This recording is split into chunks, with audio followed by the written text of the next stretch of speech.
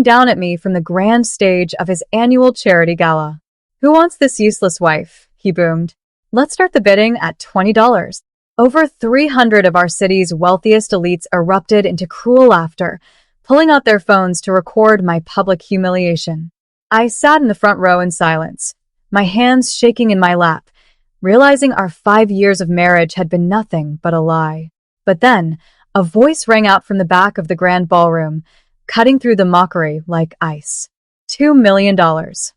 My husband's smirking smile instantly vanished. Before we unravel how that single, shocking bid completely destroyed him, make the city you're watching from, I love seeing how far my story reaches. My name is Elena, and at 31 years old, I had successfully been reduced to a ghost in my own life. Before I met Julian, I wasn't the quiet woman sitting on that auction stage. I was a sharp, ambitious financial analyst with a brilliant career ahead of me. But when I married Julian, who was 36, charismatic, and a rising star in real estate, everything shifted. Step by step, under the guise of deep love and protection, he coaxed me to leave my job. He'd say, "My wife doesn't need to stress over spreadsheets. I'll handle everything." It felt like a dream at first, but it quickly became a beautifully gilded cage. The moment I surrendered my financial independence, Julian's warmth began to evaporate. He became obsessed with high society status, and my worth to him was reduced to looking pretty at dinner parties. Whenever I tried to speak up or ask about our finances, he would smirk and dismiss me. He systematically cut me off from my friends and former colleagues, ensuring I had no support system left. Over 5 years of marriage, his favorite weapon became a quiet, constant belittlement. He didn't just want me to be a housewife. He wanted me to believe that without him, I was completely nothing. He wanted me to believe I was truly useless. And for a long time, the tragedy was that I actually started to believe his lies. I completely forgot the strong woman I used to be before him. But the cracks in Julian's perfect empire began to show, starting with the quiet, desperate whispers from his study late at night. My financial background hadn't completely vanished. I still knew how to read the subtle signs of a sinking ship. First, it was the abrupt cancellation of our credit cards, followed by several frantic, hushed phone calls he would abruptly end whenever I walked into the room. When I accidentally saw a notice from our bank indicating a massive, overdue mortgage on our home, I tried to confront him. I asked him calmly if we were in trouble. His reaction was pure ice. He sneered, pointing a finger at me. "You don't understand real business, Selena. Your little spreadsheets from years ago mean nothing in the real world. Just stick to choosing the curtains." He was gaslighting me, trying to make me doubt my own eyes. But his desperation became undeniable when he suddenly announced the upcoming annual charity gala. He bought me an expensive, form-fitting dress and grabbed my shoulders, his grip tighter than usual. "You need to look absolutely perfect this Friday," he whispered, his eyes wide and frantic. "The city's top investors will be there. I need them to see a successful, happy family. Just smile, keep your mouth shut, and play the loyal trophy wife." I nodded, but a cold dread settled deep in my chest. I realized then that the gala wasn't a celebration. It was Julian's desperate, final attempt to save his empire. The grand ballroom was suffocatingly bright, filled with the clinking of crystal glasses and the low hum of wealthy gossip. Julian was in his element, drinking heavily and laughing too loudly with potential investors. But as the night wore on, his charm dissolved into a drunken, reckless arrogance. The desperate pressure of his crumbling finances was making him erratic. When the live charity auction began, Julian took the stage as the guest auctioneer. He sold off luxury trips and vintage wines, his ego swelling with every slam of his gavel. Suddenly, his eyes locked onto me in the front row. The resentment from our argument earlier that day flared. He desperately wanted to punish me tonight. He wanted to show everyone exactly who held the power. "Ladies and gentlemen," Julian boomed into the microphone, his voice slurred but loud. "We have one final, unscheduled item tonight. A very special lot." He gestured aggressively for me to come up. Feeling the eyes of 300 guests on me, I reluctantly stepped onto the stage. Julian grabbed my arm, pulling me close with a mocking grin. Who wants this useless wife? She doesn't do much, but she looks great standing around. Let's start the bidding at $20. Cruel laughter rippled through the room. People pulled out their phones to record. My face burned hot with humiliation. But then, a deep, commanding voice cut through the mockery from the back of the room. $2 million. The laughter instantly died. Every single head turned toward the back of the silent hall. Arthur Vance, the legendary and elusive billionaire investor, had stood up. Julian's mouth hung open, his hands freezing on the podium. The heavy silence in the ballroom was absolute, broken only by the quiet gasps of the guests. $2 million was more than enough to rescue Julian's failing company from bankruptcy, and I could practically see the frantic calculations running through his greedy mind.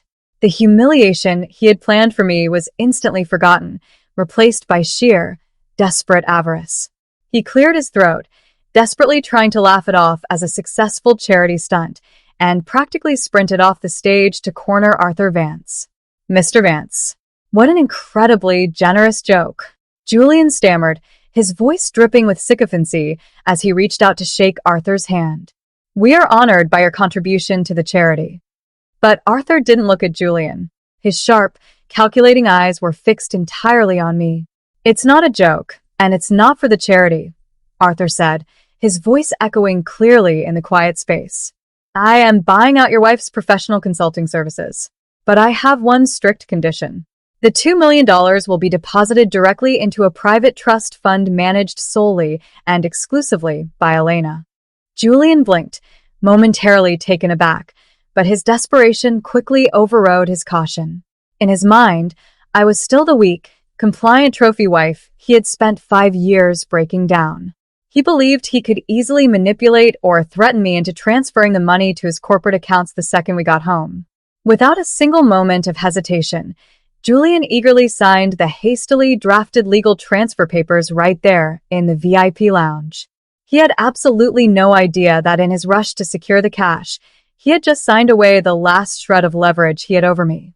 Arthur Vance's private office was a quiet sanctuary of dark mahogany and soft lighting, located on the top floor of his downtown tower.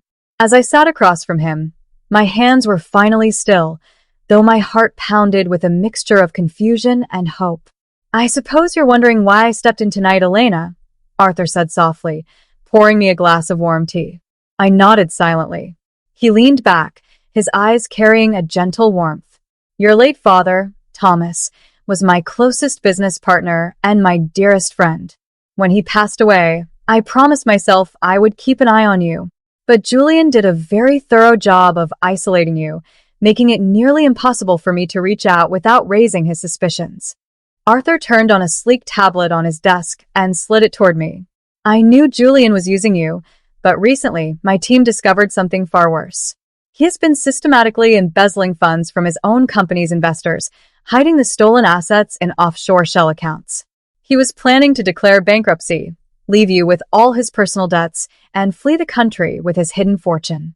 I stared at the financial spreadsheets on the screen. My old analyst instincts instantly kicked in. The fraudulent patterns were glaringly obvious. This is the proof you need to free yourself, Elena, Arthur continued, handing me a pen. Julian thinks you're going to give him that $2 million. But with this evidence, you hold the power to completely dismantle his empire. The alliance starts now. For the next 3 days, I played the part of the obedient, submissive wife perfectly. When Julian came home, smelling of expensive scotch and desperate panic, demanding to know when the $2 million would clear, I looked him in the eyes and lied. The bank is just running standard security checks, Julian, I said softly, looking down to hide the fire in my eyes. They told me the trust funds will be fully accessible by Friday morning. Just hold on until then. He actually smiled, patting my cheek with a patronizing chuckle. That's my girl, he muttered, completely blind to the trap I was quietly building around him. While Julian celebrated his upcoming financial salvation, Arthur and I went to work behind the scenes. Using my legal authority over the trust, I had the funds securely locked down. But that was only the beginning. On Thursday night, while Julian slept soundly, believing his problems were solved, I compiled the comprehensive evidence of his embezzlement and offshore shell accounts. I sent the proof directly to his board of directors and the major financial regulators. By Friday morning, the trap snapped shut. Before Julian could even leave for his office, his phone began ringing off the hook. His board of directors had called an emergency meeting to strip him of his authority, and his primary investors were already pulling their capital out of his projects. When he tried to access his business accounts to desperately transfer what little cash was left, he found them frozen by federal authorities. His dream of a quick bailout was officially dead, and he was ruined. When Julian finally realized what had happened, he stormed into our living room, his face twisted in a mixture of disbelief and pure rage. "You did this," he screamed, waving a fistful of legal notices in the air. "You blocked the money. You ruined me." I stood my ground, looking at him without a single trace of fear.